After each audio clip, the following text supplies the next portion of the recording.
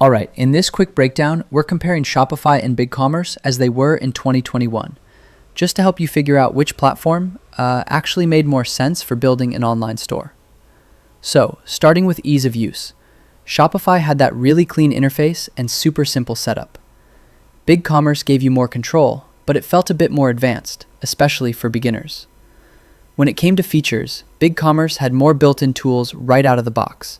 Things like product filtering, multi-currency support, and stronger SEO.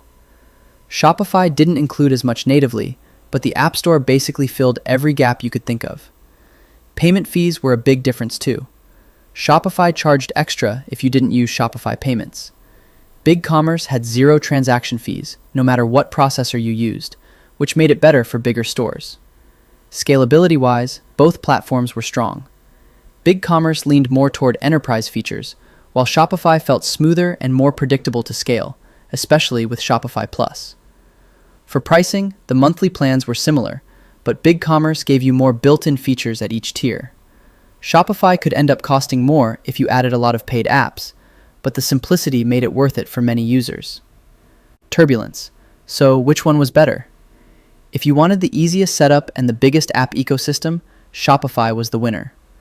But if you needed advanced features without paying for plugins and you cared about avoiding transaction fees, BigCommerce offered better value. And yeah, that wraps it up.